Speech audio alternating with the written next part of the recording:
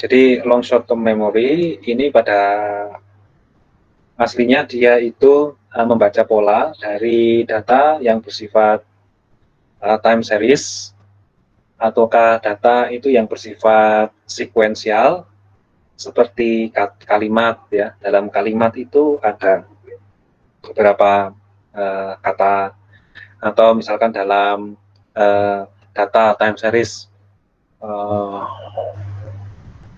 jumlah pertambahan penduduk dari waktu ke waktu, ataukah jumlah penderita COVID dari satu waktu ke waktu.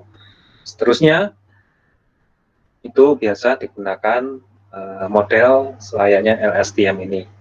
Jadi dalam LSTM itu ada beberapa operasi. Nah, operasinya ini berupa aktivasi-aktivasi. Jadi kalau ini itu disebut gerbang, yaitu aktivasi sigmoid. Ini ada aktivasi tan, dan sigmoid ini ada tan lagi. Yang operasi yang disilang ini itu perkalian elemen. Jadi kalau misalkan ada matriks itu perkalian per elemen, dari elemen wise itu. Nah, kalau yang seperti ini adalah yang plus, ini operasi penjumlahan elemen. Sedangkan untuk alur ada yang panah seperti ini itu transfer vektor itu hanya pemindahan vektor saja. Kalau ada penggabungan panah seperti ini adalah concatenate. Jadi kalau concatenate itu ya seperti ditempelkan gitu aja, misalkan ada dua vektor gitu dengan dimensi yang sama, itu digabungkan. Terus kemudian ada yang bercabang seperti ini, itu adalah duplikasinya. Nah, yang akan diingat atau dilupakan oleh LSTM itu yaitu adalah informasi data seiring waktu. Jadi kita bayangkan misalkan untuk data time series dengan misalkan mempunyai seri sangat panjang. Katakanlah data itu per hari, terus kemudian kita mempunyai data pada setiap sampelnya mulai awal Januari, misalkan sampai pertengahan Mei. Kita bisa bayangkan ada berapa hari itu ya,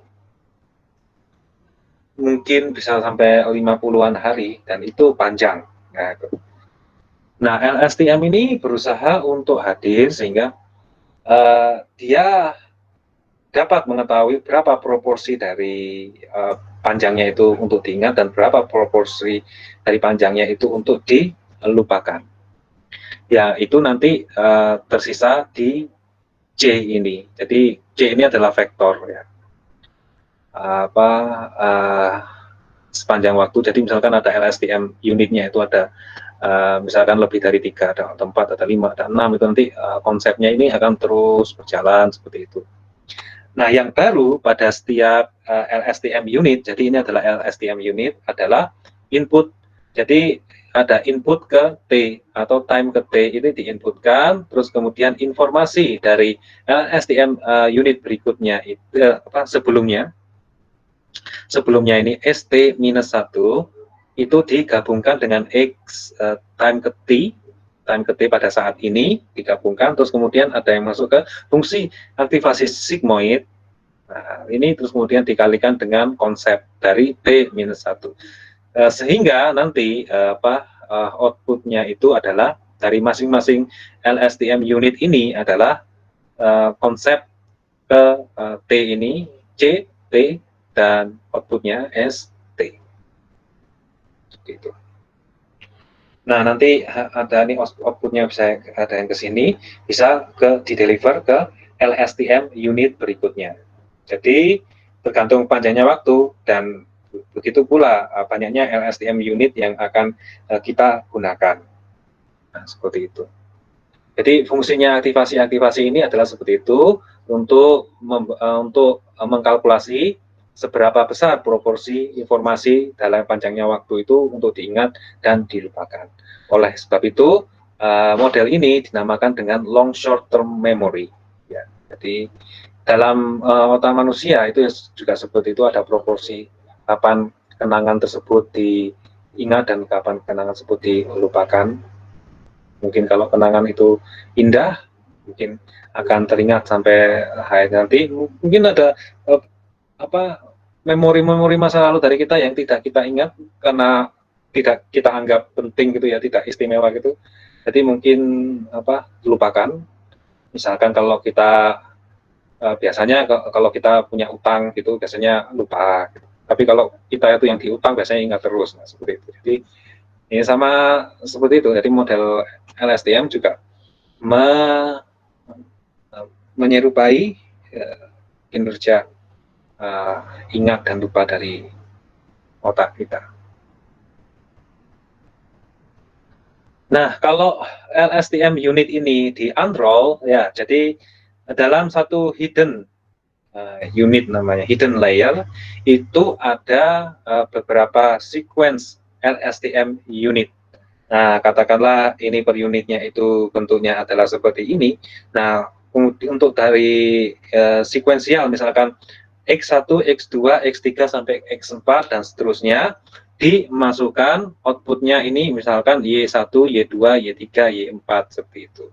Ada topi berarti dia adalah prediksi. Yang seperti saya katakan sebelumnya bahwa pada setiap LSTM unit itu ada inputan baru tergantung posisinya dia di mana. Misalkan posisi yang kedua, ketiga, keempat, yaitu nanti itu diinputkan baru sambil dia memasukkan informasi dari unit yang sebelumnya, dan sebelumnya. Yang C1 itu juga konsepnya itu dia akan terus berjalan C1 sebelumnya. Jadi nanti outputnya terus ada C4 dan S4 yang nanti outputnya ini adalah prediksi. Jadi tergantung ya nanti penggunaannya. Apabila LSTM ini melakukan klasifikasi, ya outputnya hanya satu. Nah biasanya kalau misalkan seperti translasi atau misalkan kita mentranslate dari bahasa Inggris ke bahasa Indonesia seperti itu, inputnya adalah kata per kata dari bahasa Indonesia, terus outputnya adalah kata per kata dari bahasa Inggris.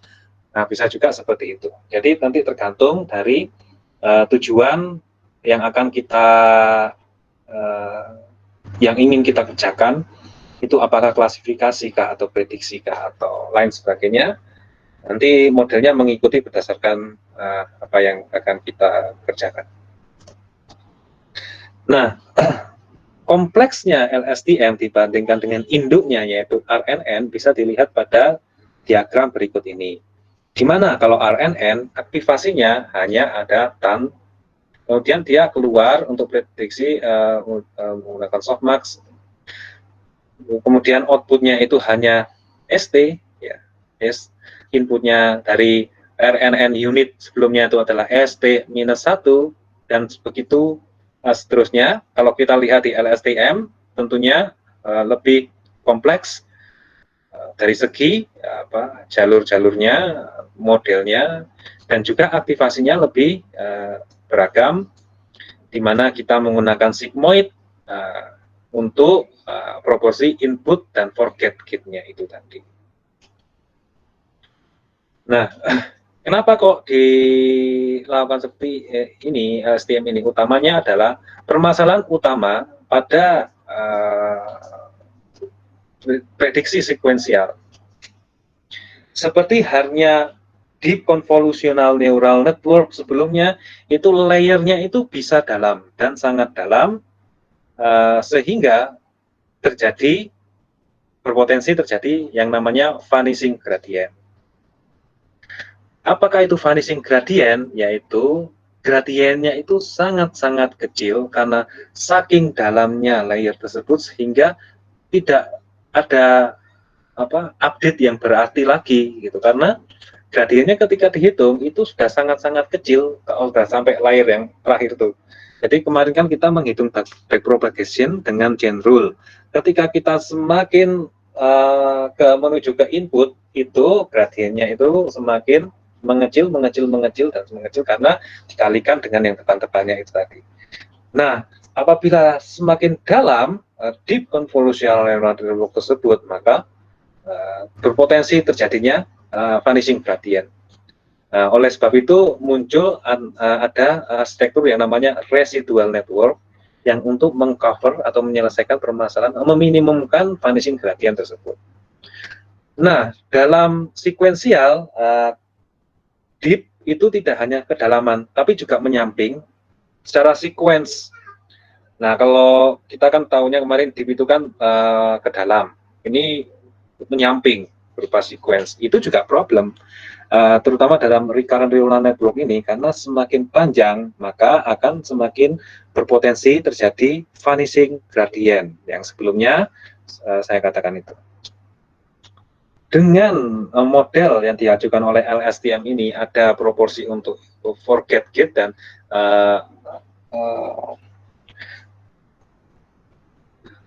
forget gate dan memory gate ya. Itu meminimumkan terjadinya vanishing gradient tersebut. Ya. Jadi aktivasi-aktivasi ini membantu LSTM untuk preserve informasi yang seharusnya bisa disimpan meskipun sekuensinya itu panjang daripada yang dilakukan oleh recurrent neural network ini. Jadi dengan model seperti ini ternyata gradiennya bisa cepat hilang apabila semakin panjang misalkan prediksi yang ingin kita lakukan atau input yang ingin kita masukkan ke dalam model.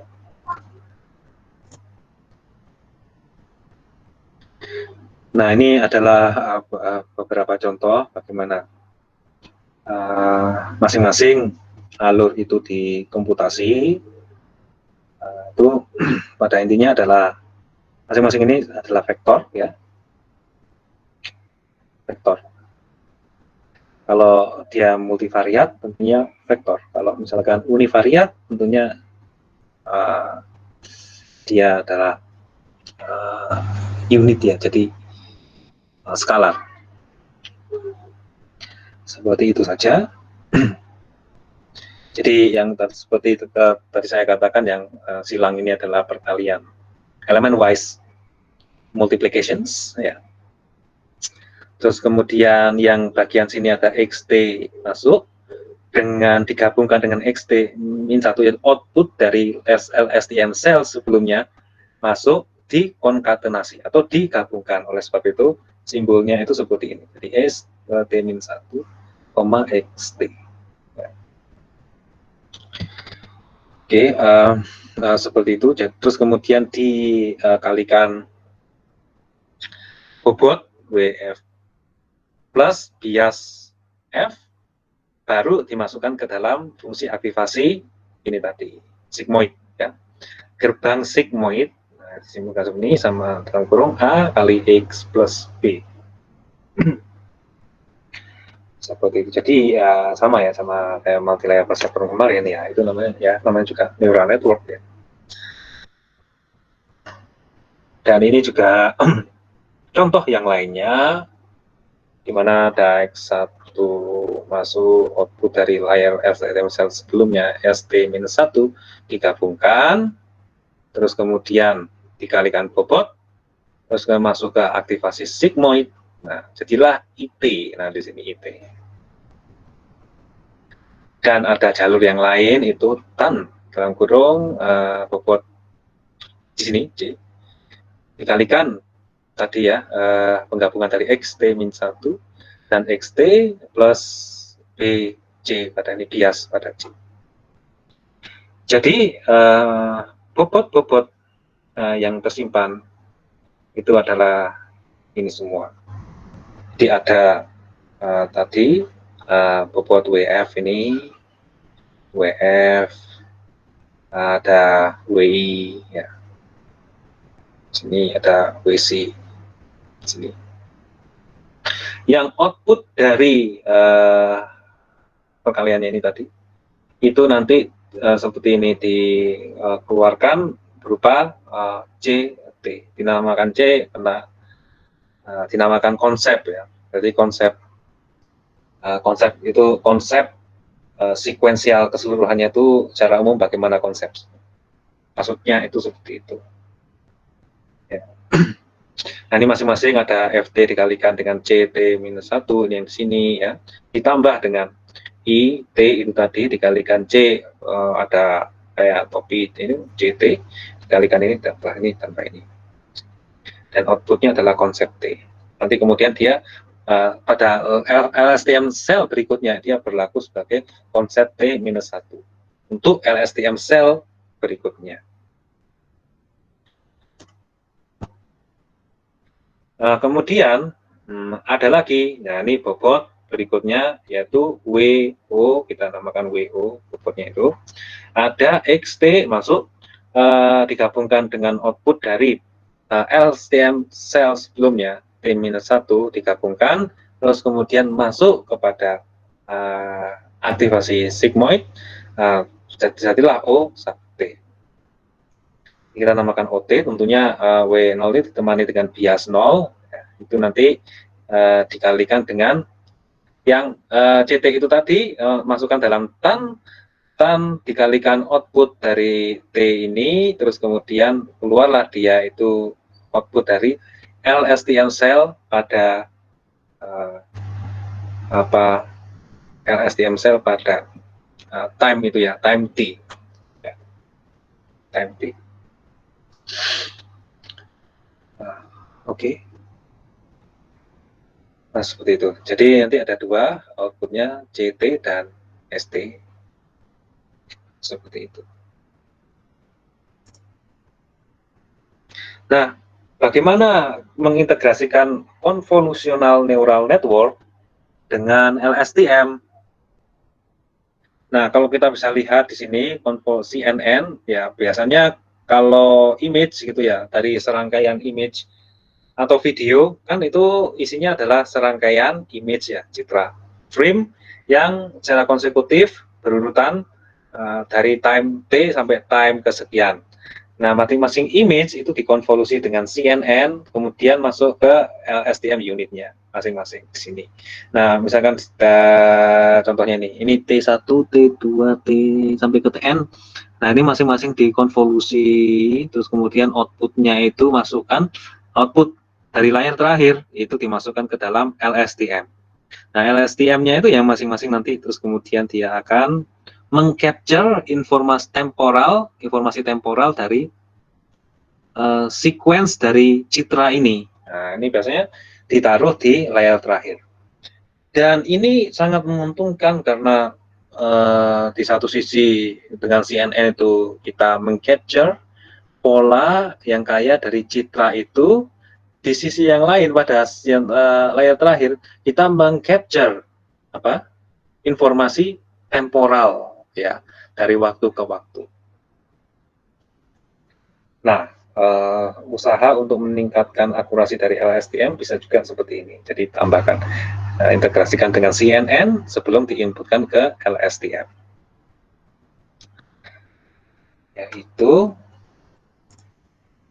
nah, ini adalah NLP atau Natural Language Processing-nya pada LSTM. Bagaimanakah NLP dalam LSTM? Ya, intinya sama. Misalkan ada input kalimat berisi kata per kata, terus kemudian diubah ke one hot vector, terus kemudian dilakukan word embedding. Word embedding itu bisa macam-macam, bisa word to fact itu ada. Nanti teman-teman bisa mempelajari sendiri, itu banyak sumbernya, bisa kita pelajari bagaimana melakukan word embedding dari kalimat ke bentuk yang baru yang nanti siap dimasukkan ke dalam LSTM. Oke. Ada back of words, nanti mungkin teman-teman bisa pelajari sendiri. Pada intinya yaitu merubah dari kata per kata ini ke satu bentuk yang dinamakan dengan vektor. Nah, itu tadi. Nah, sehingga pada contohnya di sini ini mau memprediksi atau mengklasifikasi apakah kalimat ini itu kalimat yang bernuansa positif, negatif, ataukah netral. Berarti ada 3 kelas. Nah, itu bisa banyak lagi. Ini adalah contoh yang lainnya, yaitu dari kalimat berkata di lakukan embedding, masing-masing dimasukkan ke dalam LSTM, terus kemudian dari LSTM itu dia akan mengcapture temporal information dari waktu ke waktu, kemudian outputnya itu adalah klasifikasi apakah positif negatif, tapi sebelumnya dimasukkan ke dalam sigmoid, aktivasi sigmoid itu. Nah, bagaimana multi-layer LSTM? Multi-layer LSTM, ya kita tinggal menambahkan hidden layer-nya saja. Misalkan dari LSTM layer pertama, kita butuh LSTM layer kedua, terus kemudian kita butuh LSTM layer ketiga, dan seterusnya kita bisa tambahkan. Dan ini menambah informasi benar. Jadi akan semakin apa ya? Semakin bertambahnya layer itu tentunya akan semakin berkurang errornya, ya, berkurang errornya. Tadi kita bisa mencoba berapa hidden unit yang dipakai di dalam model LSTM tersebut. Bisa 1, 2, 3, 4, kita stack seperti itu, terus kemudian kita nanti bisa mengetahui hasilnya.